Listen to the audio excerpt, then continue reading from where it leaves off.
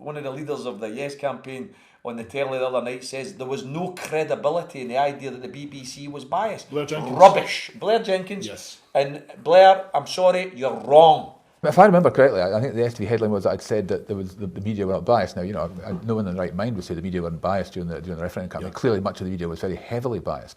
The point that was put to me, and was most often put to me about the BBC during the campaign, was that they were, in some organisational sense,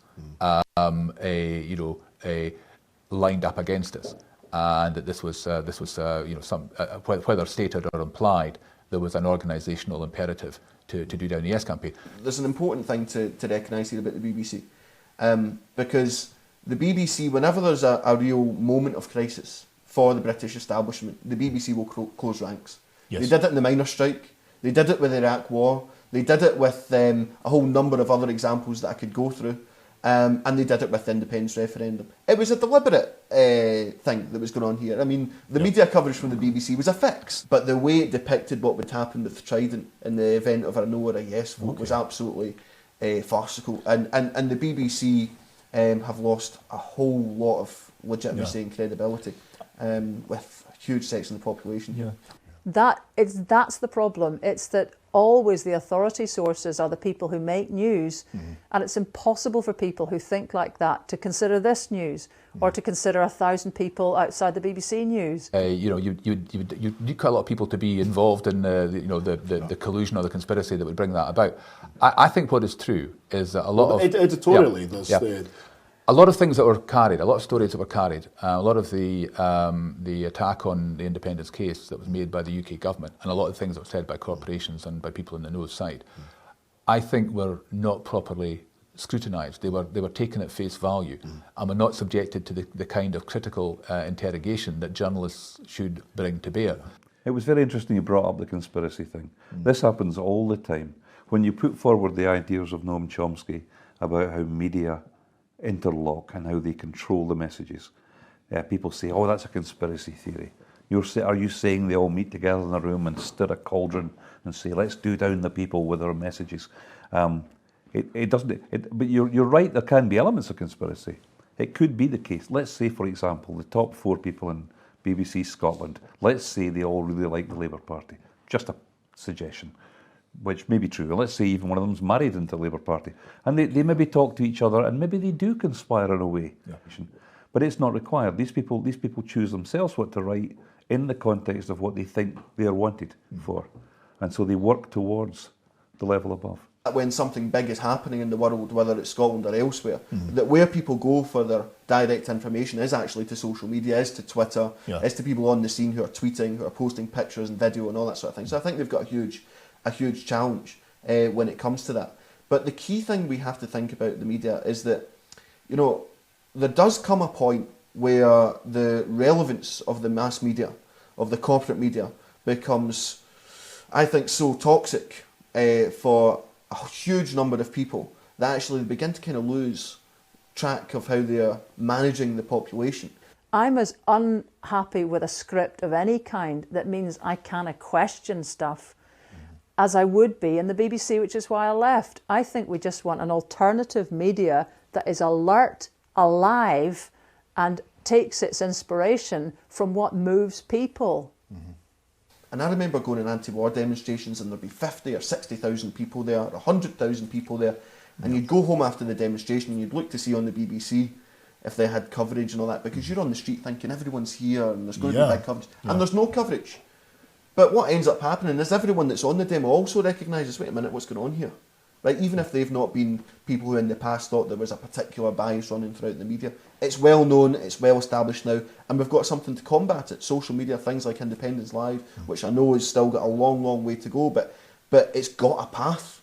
Many of these newspapers that we're talking about now, they've only got one way to go, and it's in terminal decline. And they were pulled in, obviously, by Alistair Campbell and Tony Blair over the Iraq War, and accused of not supporting the government on the Iraq War.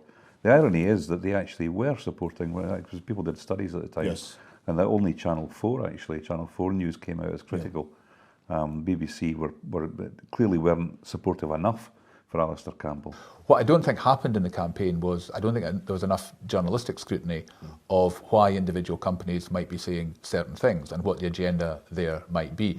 Looking at the Royal Bank of Scotland threatening to pull out, look at Standard Life threatening to pull out, look at the statements from Asda. Well, why don't we go and hit them where it hurts and turn up unannounced and mess up their business for a day? You know, do it in a positive way, do it in a friendly way, do it in a way that we explain to shoppers or customers why we're there.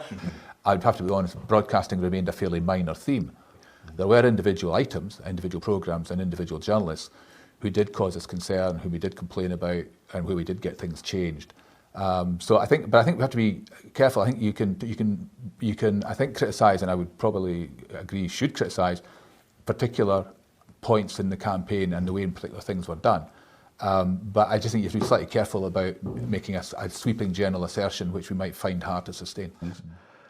He seemed almost to be there to be an apologist for the BBC and to kind of forgive the BBC, almost as if he were Nelson Mandela, you know, coming along and we're okay, we realise you were just normal human beings, you did your best. The way they work, the way they operate, I think at the highest levels is, to be quite honest, do they really care if it's a lie?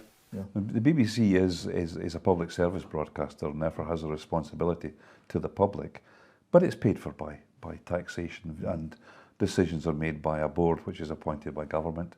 So that a national broadcaster would be impartial in the context of major constitutional change would have been naive to think that would have happened anyway. What surprised me more was in the latter stages the naked imbalance that they adopted. They're listening to us directly. This isn't diluted, this isn't contorted. We've got something here that we're able to get into people's living rooms, bedrooms, whatever, and we're speaking to them one-to-one. The idea that propaganda is something that doesn't really appear is very naive. And in capitalism, it's a subtle way of control. In the Soviet Union and in Nazi Germany, everybody knew they couldn't trust the media. And so the media propaganda was ineffective because everybody knew it couldn't be trusted. In the West, propaganda has been very successful because propaganda has been presented in a way that persuades people that it's free will and that it's democracy and choice. And as we know from people like Herman and Chomsky, we know that that's the way Western democracies operate. They provide a way of persuading the population that actually they're indulging in free will, when actually a great deal of the time they're being influenced very strongly by media messages. Dealing with journalists or dealing with news reporters or being in TV studios like this, although this is a very nice, homely TV studio. Isn't it very, very telling that those young people were the core of the yes vote? Whereas the higher up the demographic you go, elderly folk, many of them don't have access to the internet. They're getting their news from newspapers, they're getting the news from the 6 o'clock news. They're the ones that ate up the scare stories, that listened to the scaremongering, had a bigger effect on them. So from my point of view, what I think we've got to do is develop this. And that what you have in every country is the absence of the need for a conspiracy. Conspiracy is not required.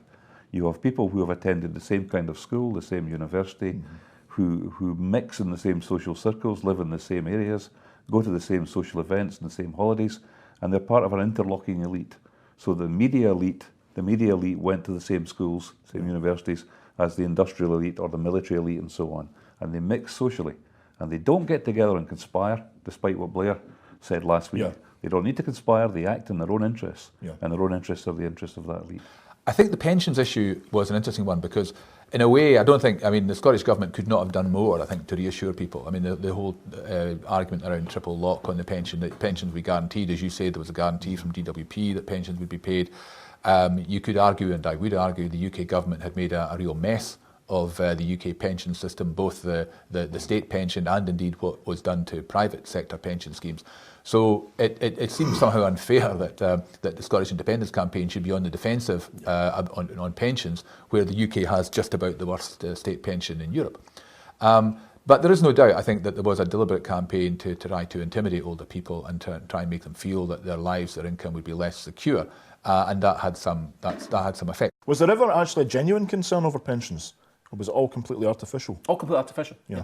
Yeah. By the time the truth has got its boots on, the lie's halfway around the world. And that's the problem with what the BBC did. There's a lot of initiatives going on. I mean, I've lost count of the number of people I've spoken to that are doing broadcast type initiatives. I mean, there's the great work you're doing with Independence Live. I think this all comes back to people getting involved, harnessing the energies, doing stuff. Yeah. If you want to do stuff, connect with people that want to do that kind of stuff and go make it happen. The websites, the blogs, etc. Plethora of stuff. Some of them with huge readerships. I mean, Wings and Bella were getting a million viewers as we got close to the unique viewers as we got close to the referendum. So they've got serious audiences now that we can build on. So there's a lot we can do to take a lot of that media into our own hands going forward. This is a programme which is about local groups. Now, this is not being driven by us. We just woke up in the morning one day and a whole bunch of people said, we're starting local commonweal groups. What do we do? It's no mistake, by the way, that when they shut down a library, they shut down a community centre, that this is something which is seen as being more than just an attack on those particular amenities. It's an attack on there being the possibility of developing a political and a democratic culture in a community. Because where do you learn about the world if it's not a library? And where do you meet and discuss political issues if it's not a community centre? Not everything is about planned meetings. You have this accidental space where people and ideas can come together. It's the story of the Scottish Enlightenment, incidentally. That's how the Scottish Enlightenment largely came about, was dining clubs where people of different backgrounds met. Newsnet Scotland published it and it went viral and it had 10,000 hits a day and Frankie Boyle retweeted it and then Irvin Welsh retweeted it. BBC had complained about me and I noticed the negative attention. I didn't notice that none of my peer group were supporting me. None of them now, whether they agreed with my research or not, they should have supported my freedom to write this and not to be punished by the BBC and bullied by the BBC. We want to try and write the news that's not making it into the mainstream media. The things that happen in the movement, in grassroots politics, the sorts of policy work that comes out from academics and others which criticises the status quo and somehow just doesn't get it into the media. But also take a more critical look at some of the things that the media is not looking at. The huge anger about the BBC's performance throughout that, I think, was a big story. The BBC has a formal complaint system, and if anyone from any part of the movement wants to initiate a formal complaint under that system, it will be looked at. So, you know, that scope still exists if there are particular items that people want to complain about. But the BBC had a formal complaint system. So if I remember correctly, you'd be tearing your hair out and watching Newsnight or something like that, and you would send the angriest but most extremely well-structured and detailed complaint to the BBC about how it was exactly how it was in breach of its charter. And the BBC would say, we're the BBC, we've had a look at the BBC, and the BBC have done nothing wrong. Thank you very much, goodbye. Yes. The fear campaign was ridiculous. It was utterly reprehensible. And I can never, ever forgive some people for the things that they said and the things that they did to win. It's the only real area in which you can influence voters, and that's to send them repeated bad news about the economy. Yeah. Most other aspects of the campaigning in elections, there's not much evidence that actually makes any difference what you say, except in that one area, bad news about the economy, and it affects in particular the elderly. They're more likely to vote for status quo if they or for the dominant party if they think there's a threat to pensions and so on. And there's some evidence that about a quarter of the no vote would have moved the other way if it hadn't been for these threats. Yeah. So it was stolen. You have to say it was stolen. But then, who's surprised in a lot of ways? You know, think of the history of the British Empire. Indeed. The idea that they should do something dirty. Big surprise. I don't think the vote was rigged.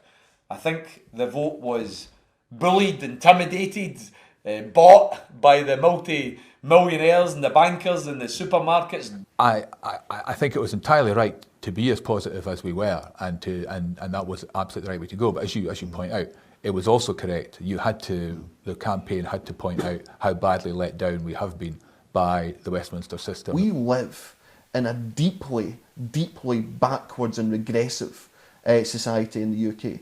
So regressive that even fairly liberal reforms that have taken place in various European countries make them look radical.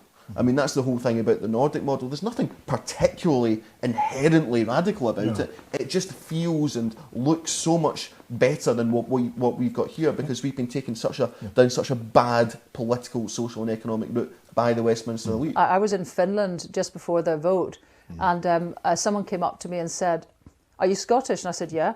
And they said, "You see, if you go for independence, do you guys get most of the oil?" I said, "Aye, 90%." And she said, "Do?" And I mean, you know, that is a large part of it, which is, if you have that amount of asset, what the heck are you doing in this union? The point at which we become independent, you know, we will be one of the top 20 economies in the world. We will be a very prosperous country. We can be confident in that. It's, again, I think it was clearly quite a big and deliberate part of the No campaign strategy, was to make people as insecure as they possibly could about the current and potential future health of the Scottish economy. But the economic case is strong. I mean, Scotland would have been the richest country that ever became independent in the history of the planet. Yeah. It's Scotland with oils like Norway, Scotland without oils like Sweden. Trust in Nordic society is high. People trust their bank. People trust their local politicians broadly. People trust their national politicians broadly. People trust their neighbours. They've structured a society in such a way that you're right to feel trust, because your bank's not exploiting you and your local authority's not taking backhanders to do dodgy planning deals or whatever it is. Okay. They have high degrees of trust. And when you've got high degrees of trust, you can do things that you can't do if there's not trust. I mean, somebody in Bella wrote 3 or 4 weeks before the campaign about the dangers of this heroic defeat thing. It's which Scotland kind of specialises in. Well, there is where that. You manage to snatch defeat from the joys of victory, right? Yeah. And I think that's something we need to deal with. Independent countries don't do that. Independent countries take their chances and make them work, right? They do, yeah. And that's something we need to learn for the next time if we want to be an independent country. We're bad at local democracy by such a phenomenal scale that it can't last. You were never going to get the media to buy into the message. So it didn't matter how often you said, and I've said it countless times on television, the currency will be the pound. Yeah. It didn't matter, because the line from the other side was always, you don't know what the currency is going to be. Yeah. I don't think we could ever go into a referendum campaign again on an issue as important as the currency, where we're wholly reliant on the other side being reasonable. Despite Scotland being the stronger partner in terms of balance doesn't matter. agreements. The three Westminster parties came together in that highly choreographed way to say that under no circumstances would there be a currency union. One of the main reasons for doing that was to bring into play some companies who would not have got involved on the straight yes-no independence question, who didn't want to be seen to be stepping into a political debate or interfering in a democratic process. I think that the case that was made for a formal currency union during the referendum was the right case to make. I think by the time you get to the next referendum, whenever that is, it may be that there's a different solution proposed, a different option proposed, because things will have shifted. Yeah. And there'll be another referendum, frankly, when the people of Scotland decide they're ready for another referendum and not before.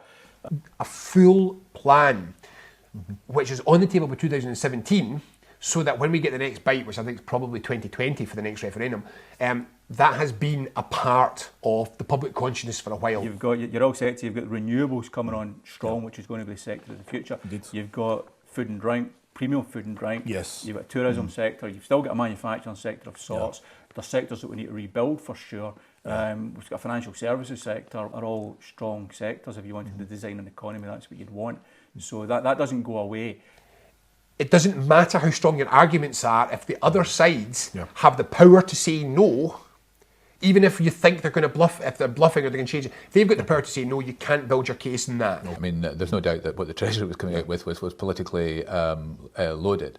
I think there was a lot of challenging of some of the figures, particularly on oil revenues, that the OBR were making.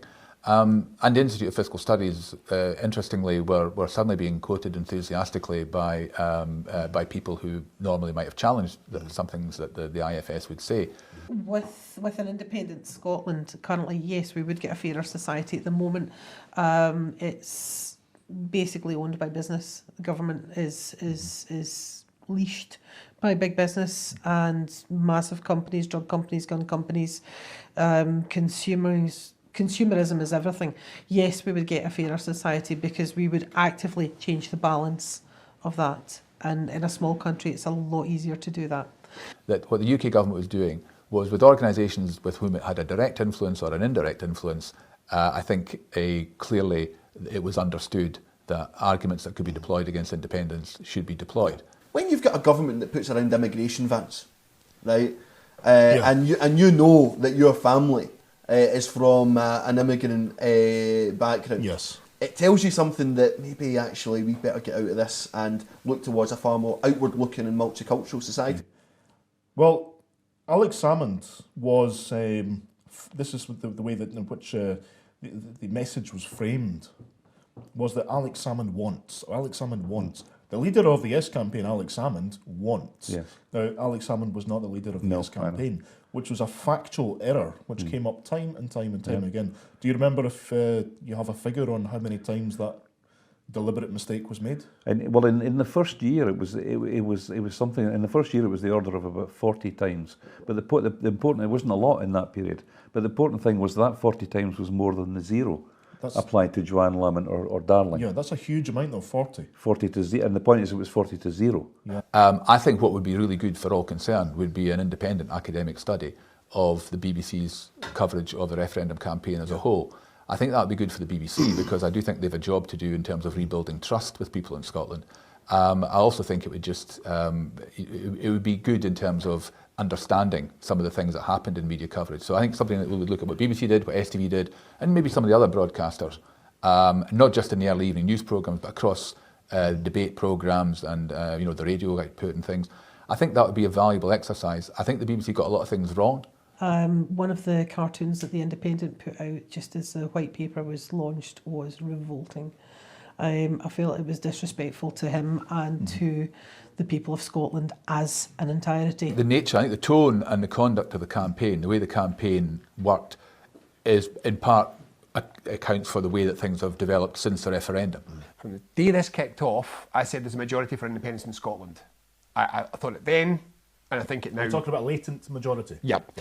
If you look at the polls, a week to go, and there was an opinion poll which said if there's a no vote, should we rule out a referendum for at least another 10 years?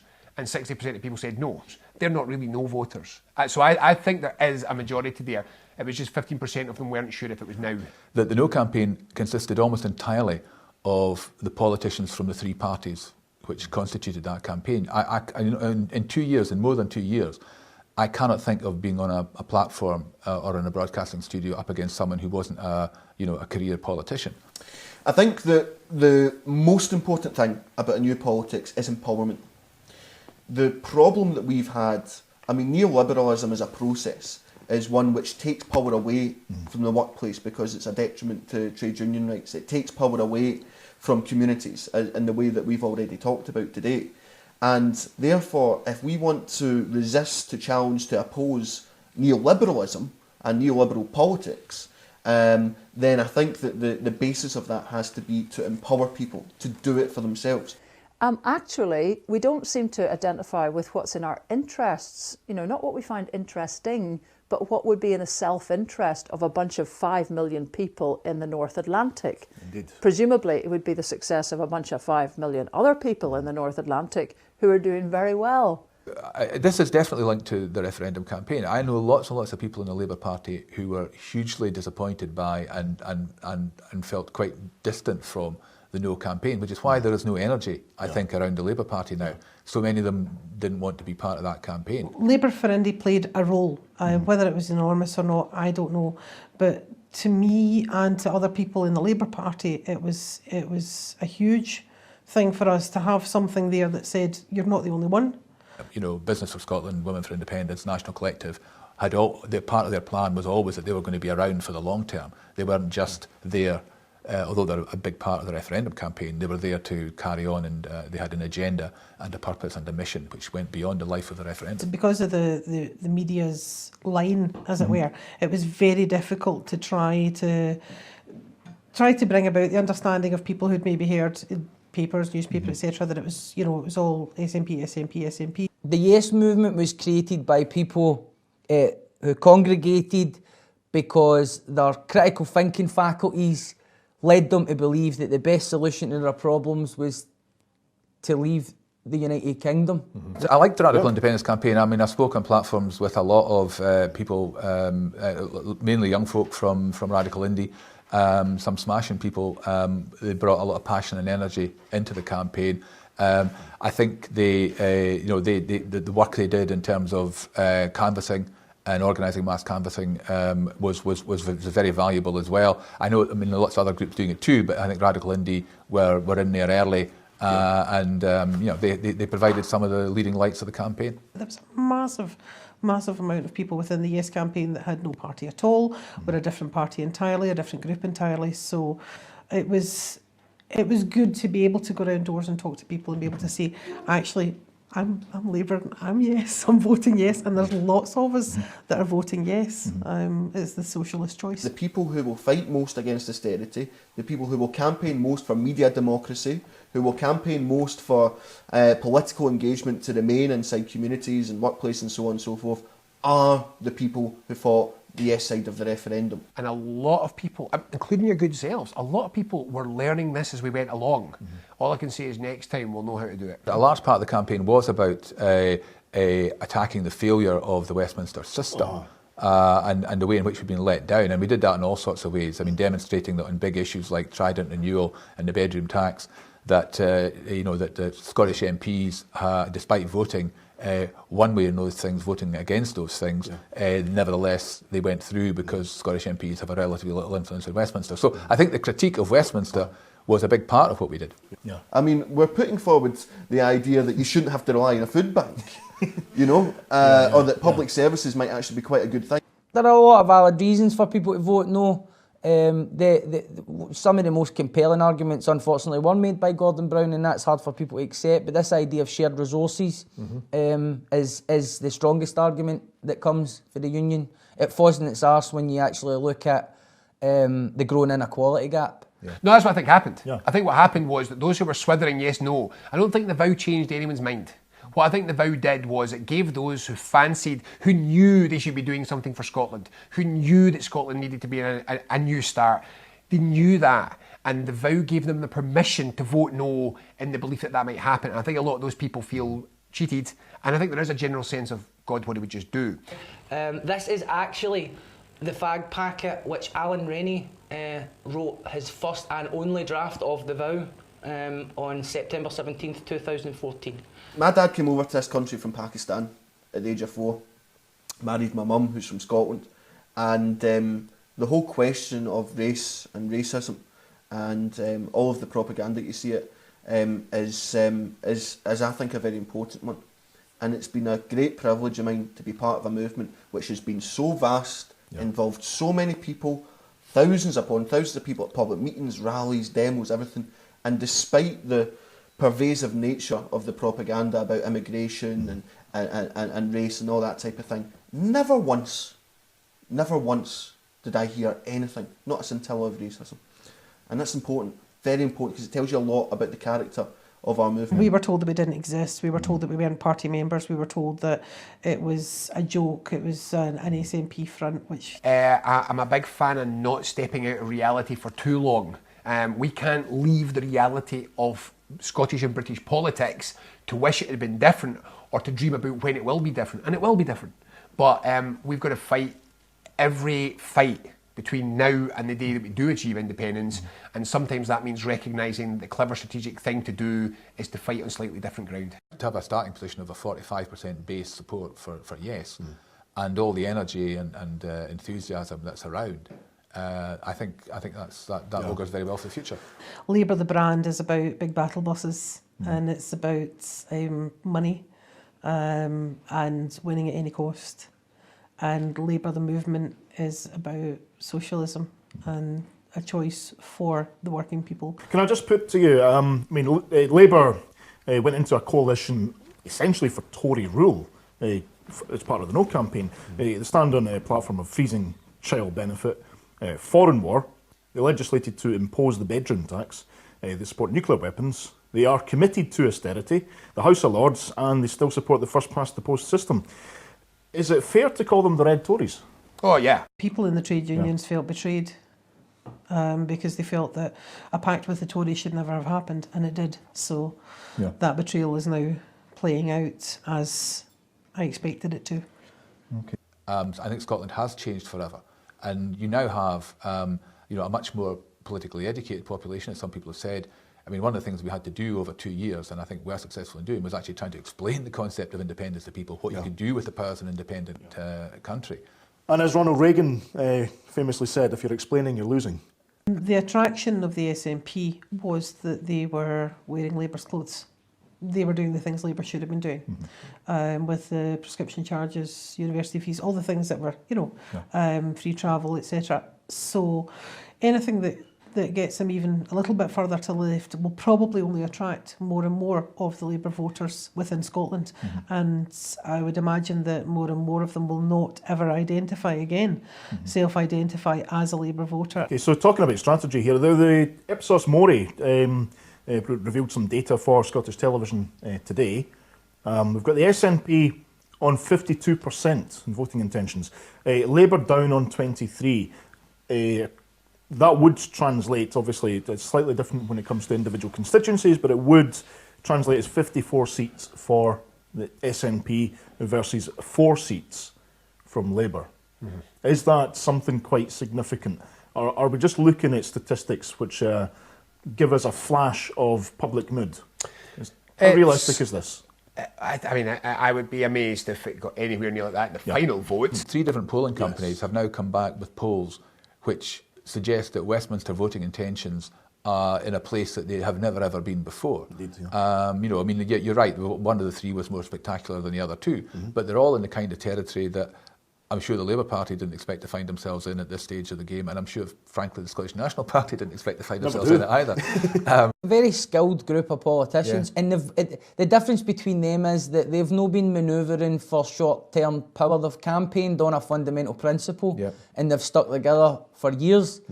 Number 1, they'll oppose austerity, and number 2, they'll support another referendum by 2020 at the latest. If we can get it before, fine. 2020 at the latest. There's far too much of the gravy train, and there's far too much of slavish obedience to this shift to the right, and it's not Scotland. I think we could win about 50 or 60 seats.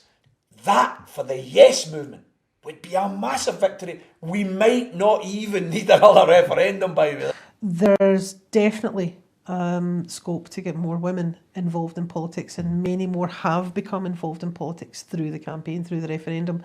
And we're talking about really good, strong voices from the left, from socialism. Cat Boyd is a perfect example. And it's just been really good to see Saffron Dixon. These are fantastic women, future leaders, hopefully, because I wouldn't mind them being in charge of the country. This is about a matter of models. Are we going to continue to live in a society which is geographically structured to exclude its own citizens? We are so disconnected from nature. We're like troglodytes. We're walled up inside a city identity so much of the time. This says something about us as a country. This says that we are still a feudal country, whether they abolish the laws or not, with the highest concentrated land ownership in the developed world, which is all a hangover from a bunch of lords who decamped to London a long time ago. We don't have access to all the land that we have. Scotland is underutilised massively. In other Nordic countries where they have very, very different land laws, there's access, there are little cottages everywhere, there's people everywhere, they've spread out, they're not kept in all this massive... If we get into a point here where we're lobbying in the Parliament and we have SNP, MSP saying, we don't really want to offend the landowners, we're going to say, so you're quite content to offend the movement that put you here because they damn well want land reform and they'll be demanding it. My mother lives up north, the west coast, and there's such a tension between ownership and belonging. Most of the other houses are people that have come into the village or they're holiday homes. So that tension about who's got the right to set the agenda for an area is alive, whether it's in a rural situation or a urban situation like Govan. They think actually the city is where they're safe because you can understand how a city works, its dynamics. Whereas the country is for the upper classes, the hunting, shooting, fishing brigade. You can't touch the river, you can't touch the hill, you can't touch a deer, you can't touch anything because it's there but it's not something to access. I understand that some people didn't want to rock the boat in the run-up to a referendum campaign. That horse is bolted. Get this fixed. We've got 540 people who own half of Scotland. It's weird. I had been reading about a project that they did in India where there was a citizen's income, and the concept of it and actually the working of it is fascinating to see, so that everybody has this base level. The Commonweal is not here to give anyone an easy time. So we're not tame. We're constructive, we're not tame, and if we don't get positive, we'll press. Since 1707, the outlook of Scotland changed from looking east, which was our traditional trading ports and so on, to looking west, following the lines of expansion of the empire and the preoccupation with the Americas. It created more equality, it created more economic activity as well. Commonweal's very much about a state of mind. It's about an approach, and part of that approach is to stop expecting other people to fix things for you. That's what I'm interested in terms of democracy, is how we invigorate people to not look for authority but to take control of their own lives in enterprise or creative expression, and that's really then what pushes the system to change, and we don't need to wait once every 4 years to make that happen. There's all sorts of joint cooperation. You easily cross borders without knowing you're doing it. There's a shared travel area. There's Nordefco, which is the Nordic Defence Cooperation Union. If somebody gets £50 more in their pay packet a week and they're on a low income, they're going to spend all of that £50. If a very wealthy person gets an extra few thousand, he's probably not going to spend that.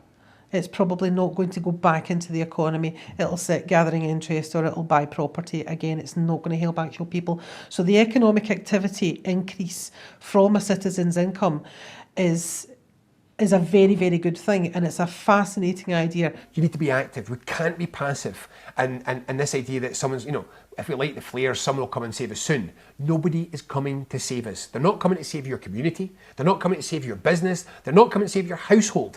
You've got to get active, and you've got to shape these things. Okay. There's shared scientific research. There's shared research into the Nordic model, which is the high welfare standards that all of them share in common. There's all sorts of funding that you can only get if you're one of the Nordic countries or the developed world, because all of them have got a massive commitment to developing countries. That's part of their not having an aggressive security policy. It's not just about moaning about what's wrong in your town. It's about getting the power repatriated to your town, so that once you've had your moan, you can decide what to do about it, and you can get it done, or you can stop moaning, one or the other. It takes a long time for all that to seep into your consciousness, and finally you think to yourself, I get it, I really get it. This is what life is like when you put equality at the centre of a rich society. Noam Chomsky is the great man. I am just a vessel. Noam Chomsky is the world's greatest living public intellectual.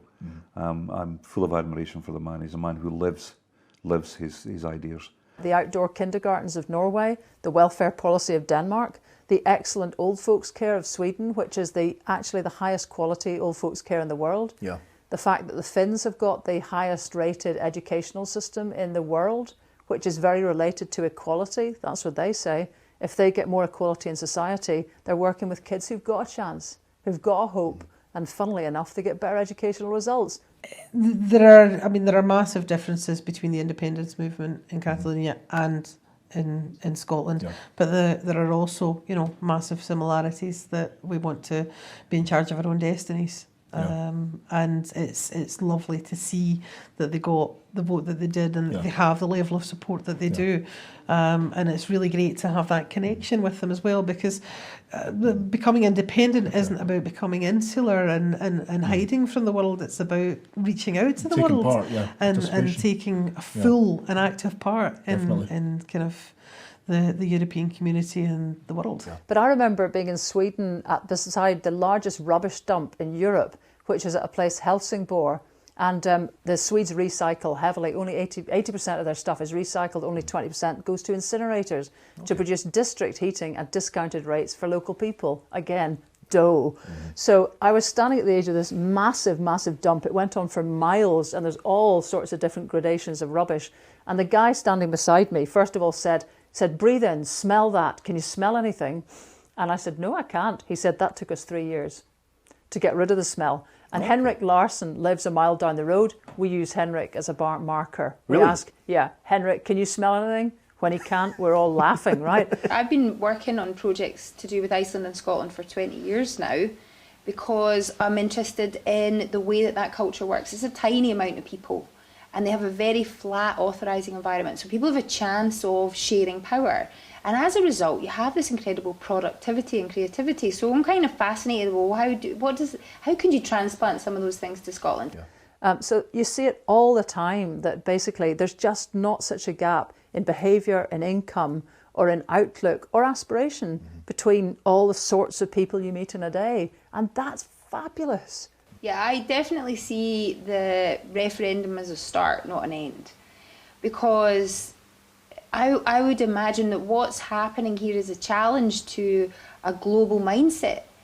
This is the last bit of the empire, you know, so if this is changing, and particularly with the amazing things that were articulated by people in Scotland, wanting more justice across the board, wanting a fair world, there is enough on this planet for us all. Let's just get it divided up appropriately.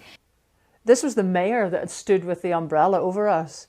Now, this is something to do with the flatness of Swedish society in particular. Often people who have ownership can buy into a place, whether it be big businesses or individuals who can buy a new house that's built there. They feel they invariably have more voice, and sometimes they'll speak louder, and folk that live there locally will be put off, or their agendas won't get promoted or supported. And I think the key is that about this notion of democracy as being a thing that happens between us as human beings.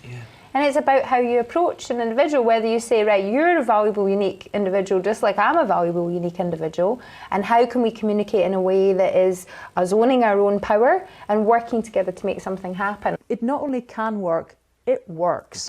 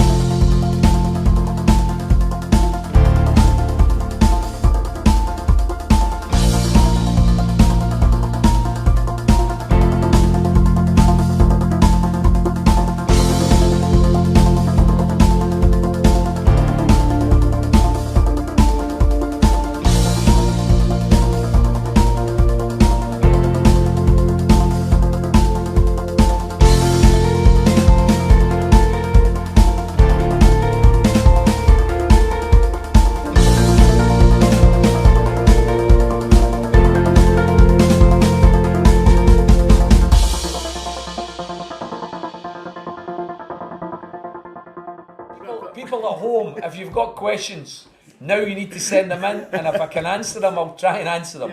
Keep them clean, but because there might be young people watching.